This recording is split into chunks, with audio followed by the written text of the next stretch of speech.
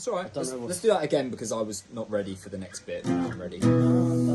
Yeah. Yeah. Cool. Do it again. 1, 2, 3, 4. Reaching the night.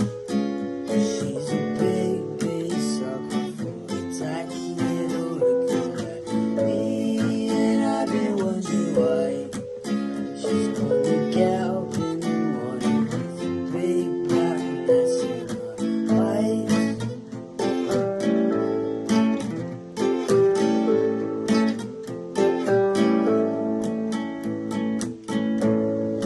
Creatures air washing away. No, no, no, no, no. Baby, give me face washing away. No, no, no, no,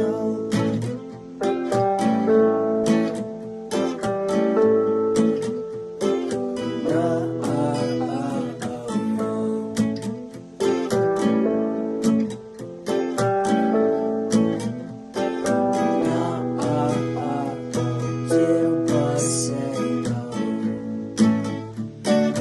Baby, don't scream no more. So baby, don't scream no more. So baby, don't scream no more. So baby, don't scream no more. Dear boy, say tiny fuzzy parasite, I know. Lucky creatures sucking on the creature only dances to a broken metronome. Creature has a jacket, but the pocket has Hi there, it's Alex from Burst Radio, and this week on The Garden we have the Jacques, and I'm joining them 4 days after Lisa's debut album, so it's an exciting time to be talking. How are you guys doing? very well, thanks. Yeah, really good. Thank you. Excellent. So you guys first came on radar when I heard Eleanor Ring Me back in 2017 or something, and obviously your debut album's just come out. Has it been a long time coming?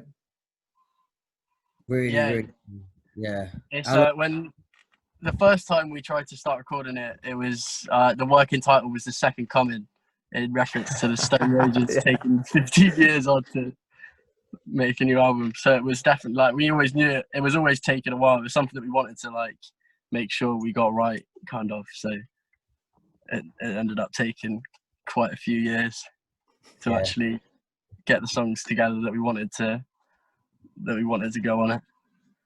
So yeah, it's a long time coming. We're not going to do it again. We are going to. Not going to do a first one again. No. Fair play. Are you happy with the outcome? Are you happy you've waited this long to get a finished body of work together? No, I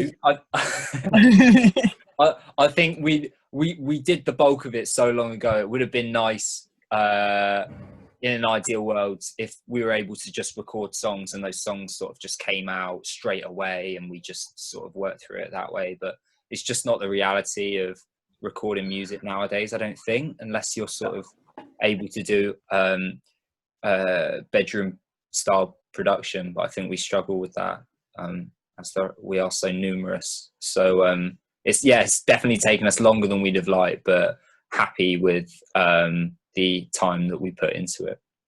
Cool. So some of the songs like singles such as Holy Mamacita and Do Me for a Fool, have they been part of your live set for a while then? Have they been written around the band for quite a while? Do Me for a Fool was the most recent one on the album. So that, Right. but the most recent one is now like 2 years old, I think. Oh, right. Right. Okay. That one we recorded in January in Glasgow with Liam. Yeah, but we were playing it before that. Yeah, true. Yeah. Mm. Like, as a song, it's quite old. But yeah, it was Yeah. it was also the most recently recorded. Oh, cool. Holy yeah. Mamacita is not a song that we've played live much, if ever. If we have, it's only been a couple of times, and we wrote that over the space of like 2 days in Paris a year or so ago. Cool. So Yeah, we have And actually, we took "Do Me for a Fool" out of the live set on tour because we hadn't really learned how to play it yet properly. Yeah. So we actually haven't really played either of those two live much at Yeah. all. Not to their full potential anyway. We haven't arranged them properly the way we're going to actually do it. Mm. So that could Cool. be fun. It was definitely really cool to hear the stripped back version of Holy Mama City did for the session. That was something that I think worked really well. So the new album's called the 453. Can you tell us a bit about that name? The 453 is a quote, but a quote from our bandmate, Okay. Will, yeah.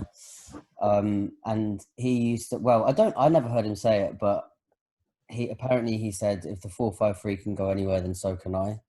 And that basically means the 453 is a bus in London that's like got a really like squiggly long route like that. It's actually really fucking useful there. So just radio. Cool. Oh my god. Anyway, yeah, that's that quote. I'm gonna stop talking because I'm gonna start. So having previously heard some of your songs released before, songs such as Eleanor Ring Me, it sounds like your sound now has definitely got kind of it's less raw. It's kind of a more rounder sound. Would you say that's something you've deliberately tried to do and tried to develop, or has it just happened naturally? I think something like that. It would just happen over when we played together so much that we sort of like evolve as a collective and play differently with each other and like push the boundaries more, and it then sounds more like a bit like cheese or wine. It takes a minute to gel together properly and everything.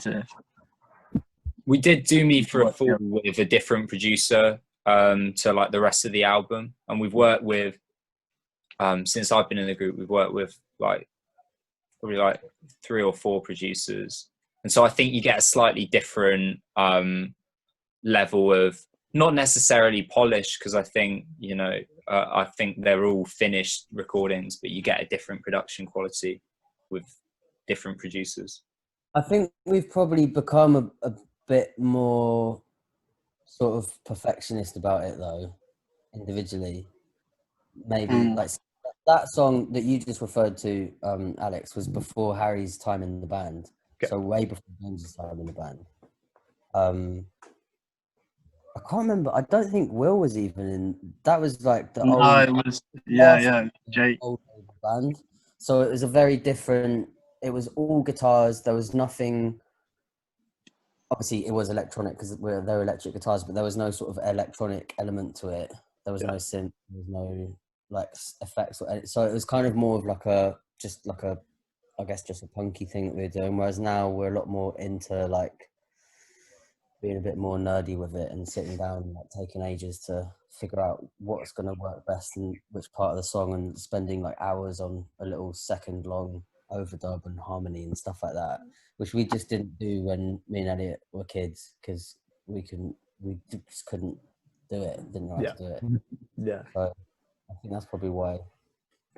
Fair play. No, it's really cool to hear how the sound has developed over the past few years and like following you guys in that.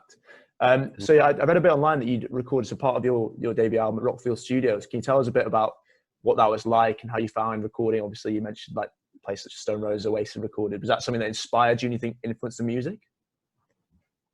Yeah, definitely. I think at the time it was sort of we were the same. We were the same people that were there, as if it could have been anywhere. But I think there was definitely that air of like, this is where a lot of good stuff has come out of. So it kind of there is that like underlying like sort of feeling that when you hear about all the people that were there, and like the farmer Kingsley there tells you the stories about like all the shit that people have done there and stuff. Sorry, all the stuff that people have done there, and then you just so there is that like that sort of. It's not so much an expectation, but the kind of like there's just an air of like sort of something could happen from what we're doing more than you get somewhere else maybe. It's a really amazing place as well because you just get like the whole place has got about I don't know how many mini. It's all like made of maisonettes. So you just get each member of the band gets their own like mini little house, Yeah. and then and also it's like in the middle of nowhere in Wales, and it's just right next to this like paddock where there's a load of really friendly cows, and you just get to live there, obviously, and just go in and record. Like I did some stuff like, I don't know, you can do it all through the night if you want, because no one can hear it. Yeah. So it's like, and you don't really come out of there. We were there for 9 days, I think, and we went to the town once for a day Yeah, off. I spent a day getting the bus into Newport to go and get some supplies, and Yeah. it did take the whole day because it was like it's about, I don't know, like an hour and a half bus ride to the closest town, like with anything there, which was good fun. Very remote, and the people Yeah. that work are really nice as well. It's just wicked. Like you can get, I think I'd love to go back there, because we went in there quite ill prepared actually. And what we came out with was the session. I mean, we had an amazing time, but the session we ended up falling out with the producer, and all of our visions were different and all this stuff. Whereas I think if we went back in there now, we could probably just actually get really, really focused on coming out with something. I think we'd have probably, hopefully, similar levels of fun to last time. Last time was very fun. But as Finn said, yeah, I'd hope that we'd come away with like a lot more of a finished article. It was amazing though, and yeah, we did feel all of those things. We wrote Swift Martin there as well. So yeah, we did. yeah, we wrote it there. That's right. Yeah. We wrote Swift Martin there and then redid it. But Brilliant. So obviously, I know the band seems through various iterations, but originally you have your roots in Bristol, and obviously we are the Bristol Uni student radio station. So I was wondering to ask you a bit about how you think Bristol's influenced your sound, and if you think it was definitely had impacts on you growing up in the music scene around the West Country. Is that something that really shaped the Jacques at all? Yeah, well, I think because there's so many little tiny venues in Bristol, and we spent the first however many years just doing that circuit, and it was like, it is, because it's so much, I don't want to say better, but like there's like a standard for venues is higher than say in other cities, so you can just get stuck staying in all those venues, which is difficult to then break out. But it gave us something that I think we wouldn't have been able to get anywhere else, and the big electronic scene there as well, I think gave a lot to where we are now, with using more electronic instruments, synths and sample pads and stuff like that, which I think it's because music is such like a big part of the city. I think it's sort of we'd struggle not to be influenced by it in some sort of way. And I'm glad to have come from that 100%. Brilliant. Yeah. Brilliant. And so just lastly, before we wrap up, can you tell me what you think is next for the Jacques? Do you think, are you going to obviously try and get out touring again once you can? Do you have plans for further recording and releasing, that sort of thing? I think in terms of touring, whilst that would be like top of our list, if it were in any way easy to sort of see what it's going to look like, we just don't know. So it's I think we've just had to sort of decide, right, we can't just sit here, put an album out because we've already got it, and then carry on sitting here for that long, because we are just going to go mad. So we've sort of come up with some other projects. I think that maybe it's a good thing that we can't go out on tour, because actually we've been sitting on quite a lot of material. It took, obviously, as we said, our album took so long to come out and to get. We had to do there were so many setbacks and loads of stuff getting in the way. So the newest song on that album is 2 years old, which for us, it's great to have it out, but we're kind of constantly frustrated and like, oh, I want to play this now, I want to get this new thing out. So I think we kind of want to sort of even up the balance of that and just get more up to date with what we're actually what we've actually been like creating recently. So we've got some, we're not going to announce anything, but we've got some, you can probably, it's not that hard to infer what I'm getting at from that. But yeah, gigs at some point, obviously we'd love to. Brilliant. But well, yeah, hopefully we'll be able to hear you show in Bristol at some point soon. Hopefully, Burst Radio listeners and students in Bristol will be able to hear the Jacques play live. Amazing, right? Thank you so much for the session, guys, and thank you for the chat. It's been a pleasure, and good luck in the thank you. future. Thanks for having us. Cheers, guys. Thank Yeah. you.